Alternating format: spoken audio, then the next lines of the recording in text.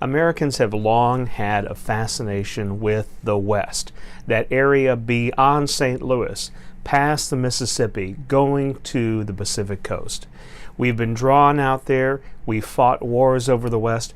So what we'll look at in the next two lectures are the lure of the West. What was it that propelled us west? What were we looking for? And also, what about the people who are already living in the West? What happened to them?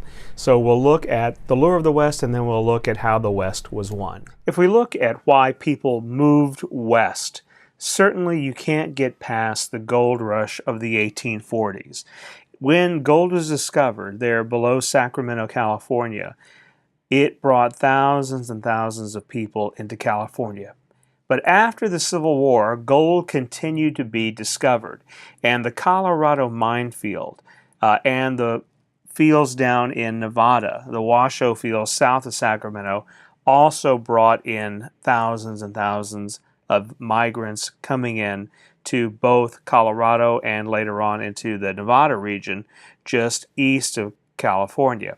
And the Washoe fields in Nevada are going to be the site for what was known as the Comstock Lode. This is one of the most significant discoveries because overall the Comstock Lode is going to bring in more gold and silver than had ever been discovered in the world up to that point.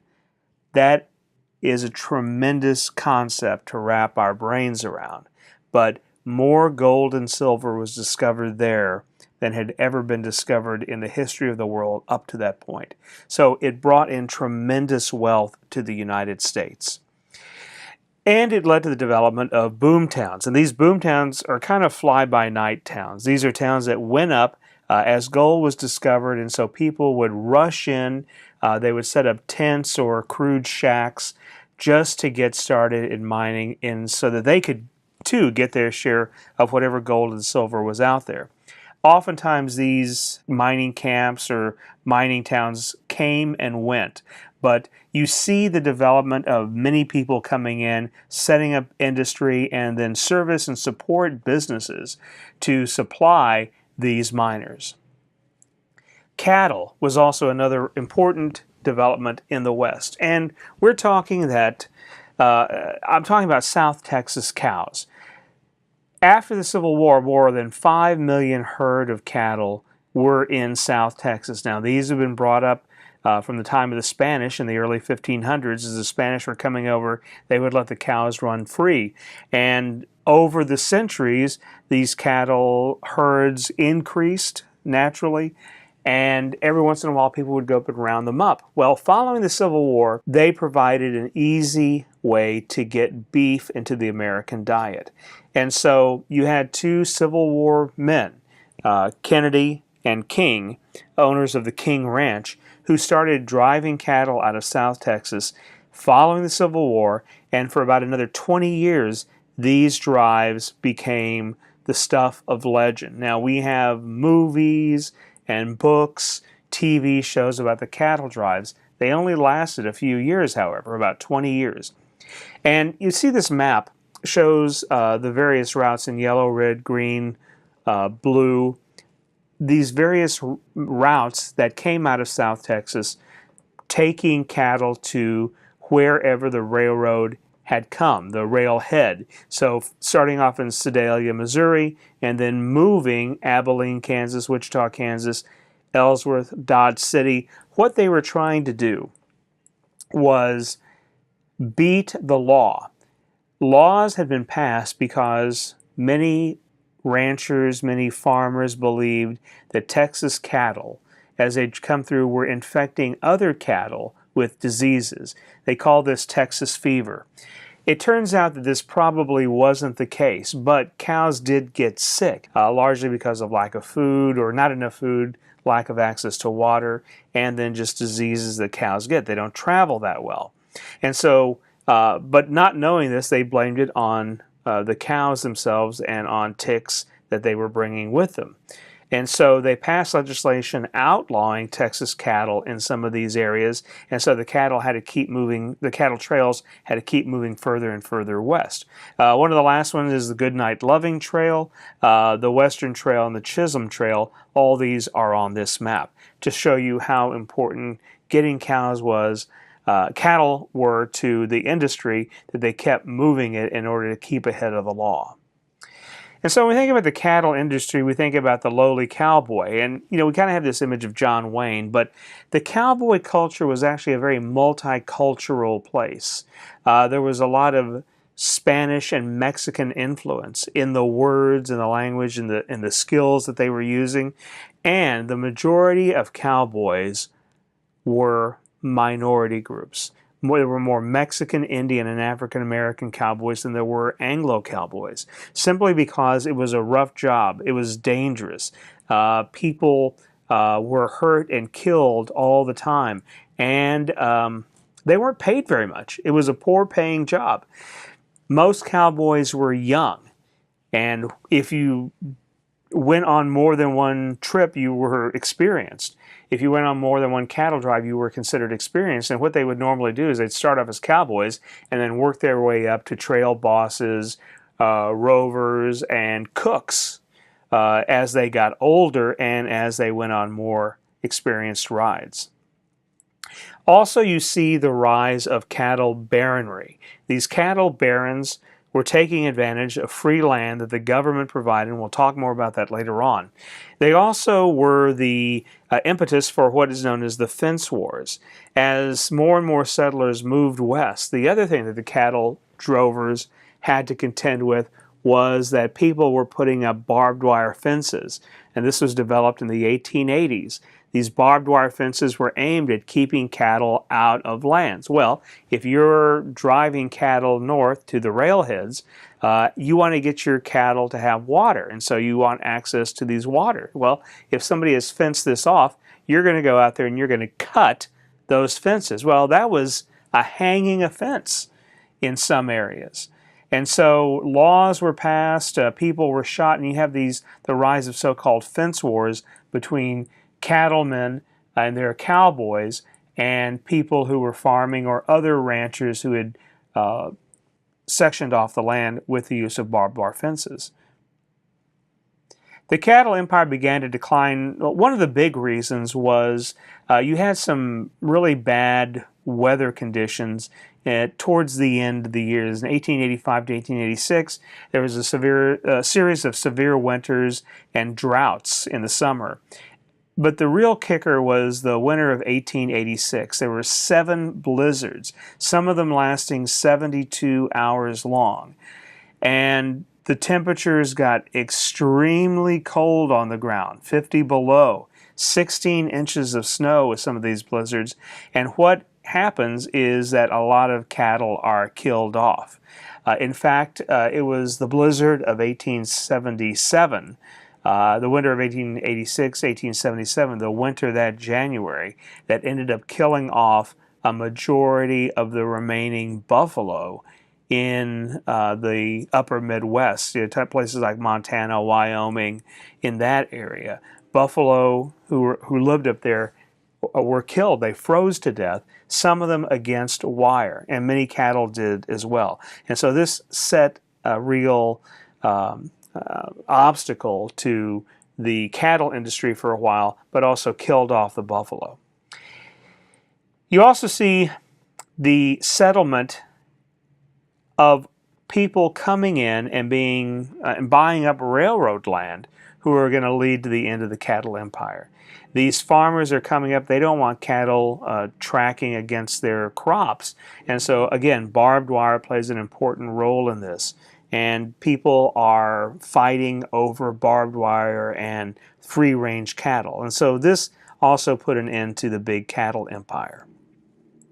And there was a lot of competition, not only from cattle ranchers in places like Montana, Wyoming, these bonanza farms, as they were called. These people got these big acres of land, and they were taking advantage of the wealth that the cattle trade would bring in and the beef market. So they were buying, and what happens is, of course, is as the supply increases, the price goes down, and so this dropped the price on beef, and kind of the bottom fell out of the market. Also, you have sheep ranchers who are moving out there, and they don't want cattle because the way they both animals eat grass is a little bit different. And cows can eat it all the way to the ground. Sheep don't so much, and so this also led to some competition. For settlers, there were some laws that were passed that actually looked like they're new opportunities for settlers, but they were taken advantage of. Now, when we start off at the beginning of the period, we have the Homestead Act, and this allowed people to come out on land, buy smaller amounts of land. They were paying a little bit more, but 40,000 people came out, bought land to become landowners. Now, the land as you move west isn't the same as the land in the east. For one thing, there's not a lot of trees, and so they passed this law called the Timber Culture Act, which said that if you would plant 40 acres of trees on your 160 acres of land that you bought, you could get another 160 acres of land. And it seemed to be a good idea because in some of these prairie land, there were very few trees. And many people believed bad science that said rain followed trees. And so they thought, well, if we plant more trees out here, it's going to build up the environment so you're going to have more rain. Of course, that's not how it works, but they thought that it would, and this law reflects that. You also had the Desert Land Act. As more and more desert land was being bought up, if you had some land and if you would bring in irrigation, again, they were addressing the lack of water, you could get up an additional 640 acres of land. So what a deal. Finally, there was the Timber and Stone Act. And what this said is if you were going to do any logging or mining, right, timber and stone, you could get another half section of land, 160 acres at $250 an acre. So in all of these, they seem like opportunities that settlers can take advantage of land at cheaper prices. But in reality, what happened was that a lot of big businesses came out. And I'm talking about logging, mining businesses, these big cattle ranching businesses that came out, used settlers' names to buy land for themselves. So, you're John Smith. The company brings you out there and says, oh, you have filed for this claim and sell us the land. And so they're getting free land. You're getting the free land. You're paying them some for using their name, and you're building your empire. Railroads were one of the keys to the West, and this is an advertisement on how railroads were selling land out in the West. They were the largest landowners in the West. They got over 200 million of acres of land before and after the Civil War in order to build the roads. Now, railroads' argument was, look, we're building this transportation infrastructure. They wanted money from Congress. Well, Congress didn't have the money to give them. So what they said is you're going to get the land. You can sell the land. And they set up this checkerboard square.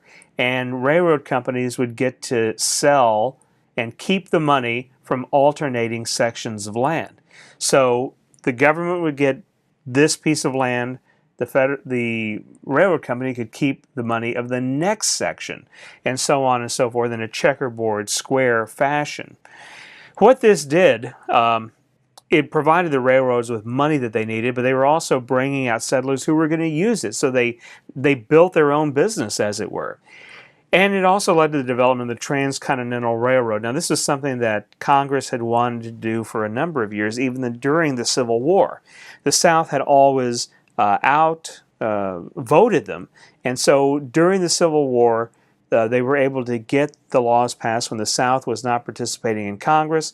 And so by 1869, just 3 years after the war ended, 4 years after the war ended, the Union Pacific and Central Pacific were able to meet at Promontory Point, Utah, and create the first transcontinental railroad. Now, other railroads occurred later on, but that was the first one. So railroads through the use of this land, by selling it off, became the principal landowners and the principal colonizers of the West. And here's a photo from that historic event of where they met at Promontory Point in Utah to celebrate the completion of the first transcontinental railroad. Let's look at Western culture. Some of the things we think about the West, right? We think about the violence of the West. And we look at the fact that there was little law enforcement in the early days of the West. And so a lot of law enforcement was done by vigilance committee, vigilantes, and cattlemen's association who would hire armed people to come in, basically security, and come in and control lawlessness or to arrest people and to have their own judgment on these people who had committed crimes, whatever they decided the crimes were. However, a lot of that is romantic, and historians who have looked at it said that there was really no more violence in the West than there was in the East at the time. But there is this romantic image of the West. And if you go out west and you see the landscape, this idea of rugged individualism, and you see this in books that came out during the latter part of the 19th, early 20th century. Owen Wister's famous novel, The Virginian. The closing of the frontier also played a role in this overly romantic image of the West. In 1890, the director of the census said that the frontier had ended. There was no more frontier in the United States. Now, what he meant was just that Americans had pretty much settled all over. It didn't mean they were close together. It didn't mean that they were like neighbors. And in fact, the bar that they set to measure this and to say that the frontier was no more was that I think they were looking at 1 or 2 people for every 2 square miles. So it wasn't like there was overcrowding. It's just saying that people had settled pretty much all areas of the Americas. There were still Native Americans out there, and there were still other people living in the West that weren't American, but that Americans had pretty much gotten to a lot of the areas. And so in 1893, a historian named Frederick Jackson Turner in Chicago at the Columbia Exposition delivered this address for the American Historical Association talking about the significance of the frontier on American history. And he said, you know, it was the frontier that made America America. And people picked up on this. And so when the frontier was at an end, they were wondering what's going to become of the nation. It was always that the nation had a frontier. You could always go west. Now that's over. Not entirely true, a little over-sensationalized, but many people took this to heart. And finally, the idea of the frontier, the West, as kind of a new utopia, a Garden of Eden, where people were recreating themselves. And you see this in Jackson Turner's frontier thesis, is that, you know, he says as people move west, they recreated their governments, they re-implemented their systems, and it was almost like this constant development, this constant progress, this idea of progress on the mythical Garden of Eden that was the frontier. And people have continued to buy into some of this romantic imagery of the West. However, one important thing to remember in the West is that there were other cultures. There were a lot of Hispanic settlers in the West. These were, you know, the West used to belong to Spain and later on to Mexico, and so it makes sense that there are Hispanic settlers out there and some Native Americans who had adopted Spanish culture, who taken on the language, and who get blended into the Hispanic culture. There are African Americans. I mentioned in the previous lecture about exodusters that African Americans did move west. Now, some of them were taken pre-slavery days and may have worked as slaves. Although slavery really wasn't practiced in the West as much, there were many who had escaped and had gone west. Others who had moved west following the Civil War. And so there were African-American settlers out there. Especially you do have the development of the Buffalo Soldiers. And these were former Civil War African-American troops who had been moved out to the West so that Eastern and Southern Americans wouldn't be intimidated by African-American soldiers. You also have Native Americans, of course, in the West, and we'll talk more about them in the next lecture when we look at the conflict between white settlers and Native Americans. You also have Asian settlers who have come to the United States, especially during the gold rush, and also seeking to have businesses out in support of these mining camps. You have Chinese, you have Japanese, and of course you have Europeans. Many Europeans coming in, especially Scandinavians, move into places like Chicago and Cincinnati, St. Louis, and they begin moving west as well. So the West is very diverse, and we can't overlook that fact. Finally, you have to look at the role of women in the West, because women did play an important role in the West.